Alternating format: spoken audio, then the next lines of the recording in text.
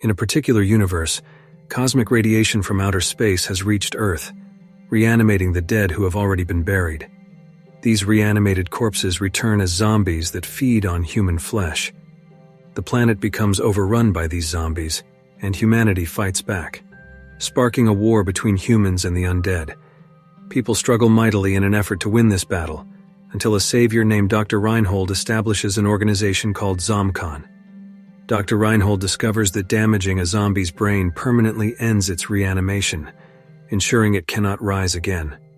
Equipped with that knowledge, soldiers defeat the zombies by destroying their brains, thereby prevailing in the conflict. Afterward, ZomCon builds protective walls around the city to guard against future zombie attacks. However, even with these barriers, the cosmic radiation still causes anyone who passes away to become a zombie. The population lives in fear until Dr. Reinhold makes another breakthrough: a domestication collar. When worn by a zombie, this collar suppresses its desire for human flesh, rendering it tame.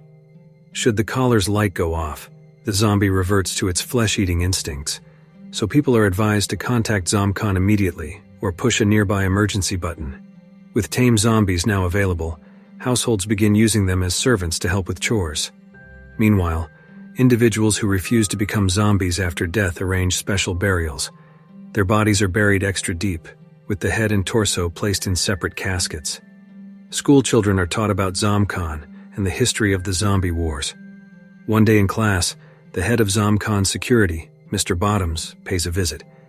He gives a motivational talk, boasting that he single-handedly saved the town and fought off many zombies. The students applaud, but one boy named Timmy Robinson remains unimpressed. Timmy asks what would happen if someday the buried zombies rose again. He imagines them slowly crawling their way toward the city. Mr. Bottoms cannot provide a satisfying answer and remains silent, prompting the teacher to end the session. Students also receive firearms training for self-defense, should another zombie threat arise. During recess, two classmates bully Timmy until a teacher intervenes and assigns them punishment. When Timmy returns home, he sees new neighbors moving in next door. His mother, Helen Robinson, greets Timmy but seems uninterested in his complaints about bullying. Late that afternoon, Timmy's father, Bill Robinson, comes back from work. He notices that Helen has prepared an elaborate meal on the dining table. She excitedly reveals she has purchased a zombie to help with household chores.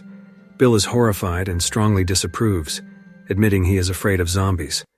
Helen, however, defends her choice, pointing out that neighbors own multiple zombie servants, so surely having just one is acceptable. Bill takes the collar's remote and deliberately causes the new zombie discomfort. Timmy sympathizes with the creature, begging his father to stop tormenting it. The next morning, Timmy hopes to spend time with his father, but Bill claims he has to play golf with friends. Timmy's parents often turn him down when he asks for attention. Feeling lonely, Timmy goes outside to play, only for Helen to warn him not to roam aimlessly, fearing neighbors will label him a lonely kid.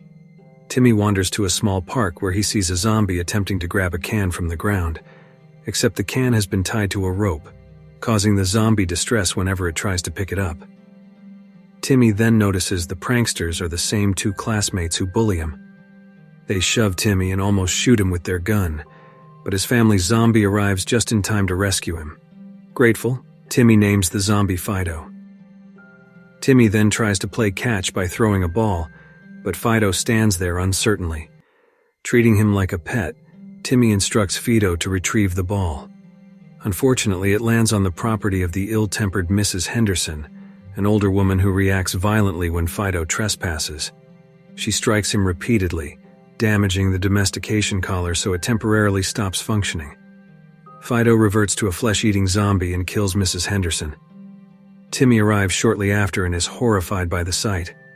Fido approaches Timmy as though to bite him, but at that very moment, the collar's light flickers back on, returning him to his docile state. Panicked, Timmy rushes Fido home, accidentally leaving the ball behind. In the garage, Timmy cleans the blood off Fido and notices the stitching on his chest, realizing Fido died of heart failure. Helen asks Timmy what they are doing, but Fido tries to explain about Mrs. Henderson, and Helen quickly cuts him off. Soon, a neighbor stops by to say that Mrs. Henderson has disappeared. The police are searching for her, and Timmy overhears the entire conversation. Later that night, as a result of her injuries, Mrs. Henderson awakens as a zombie and attacks a man in town, who then becomes a zombie himself. Worried that the city might spiral into chaos, Timmy decides to locate Mrs. Henderson's body. He only finds one of her hands at first, when suddenly she lunges at him, forcing him to strike her repeatedly with a shovel. Timmy severs Mrs. Henderson's limbs and buries them in a public garden. Later that night, Timmy sees Fido tied to a tree, but Fido's collar appears to malfunction again, causing a commotion. Their neighbor, Mr. Theopolis, offers help. They bring Fido to Theopolis's home so he can repair the collar. Theopolis, who used to work at ZomCon but was dismissed for having a romantic relationship with a female zombie, agrees not to report this incident, though normally any faulty collar must be reported to ZomCon. The following day, Helen dresses Fido in one of Bill's suits and takes him to a funeral service. Secretly, she has begun to warm up to him in spite of Bill's zombie phobia and Bill's obsession with elaborate burial practices. The funeral ceremony involves separating the departed's head and body into different caskets, ensuring they will not reanimate. Meanwhile, the man bitten by Mrs. Henderson has now infected others in the park, and more hostile zombies start cropping up around town. ZomCon personnel engage in battles against these new threats, restoring order as best they can. Soon after, Helen notices Timmy playing happily with Fido.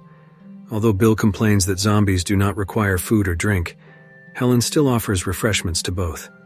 She suggests Bill spend more time at home with his family, but he prefers going out with friends instead.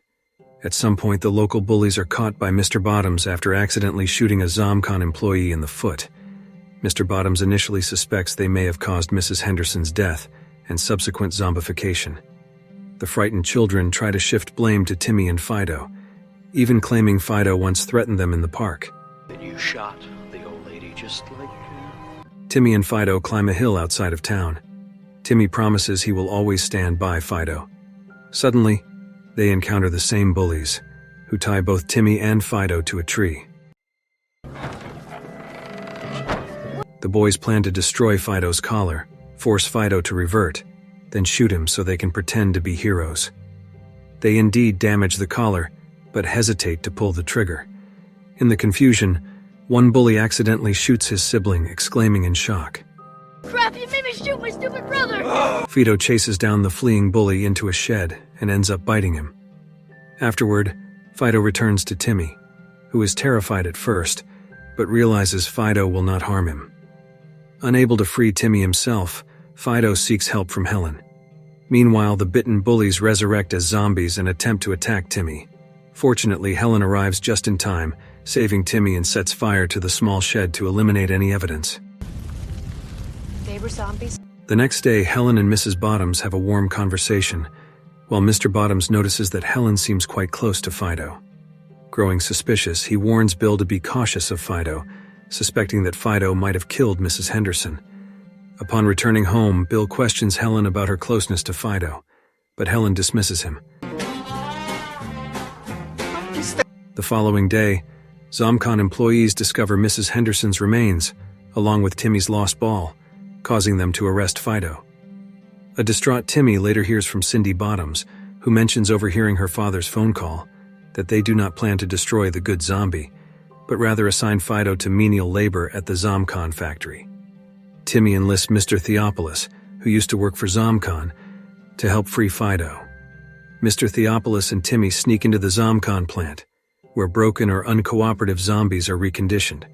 Causing a brief distraction at the security desk, Mr. Theopolis opens another zombie's collar, inciting chaos so Timmy can slip inside unnoticed. Meanwhile, Helen and Bill realize what Timmy is up to and rush over to help.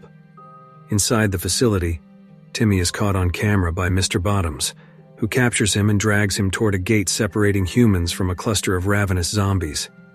Timmy screams for help, but Mr. Bottoms refuses to let him back through. At the last moment, Fido and Bill show up. Bill pleads with Mr. Bottoms to open the gate for Timmy, and a fight breaks out. Thankfully, Timmy slips back to safety, grabs a weapon, and aims it at Mr. Bottoms, telling him to release Bill. In the chaos, Mr. Bottoms accidentally mortally wounds Bill. Heartbroken, Timmy disables Fido's collar and orders him to attack Mr. Bottoms, who is killed and then resurrects as a zombie. Sometime later, Helen arranges a funeral for Bill, with his head separated from his body to prevent reanimation. Fido is ultimately released from ZomCon's custody and returns home to live peacefully with Helen, Timmy, and Helen's new baby.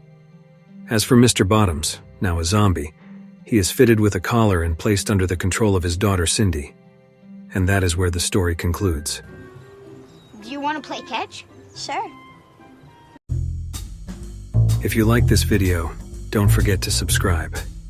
Because by subscribing you have supported me to make better videos. See you in the next video.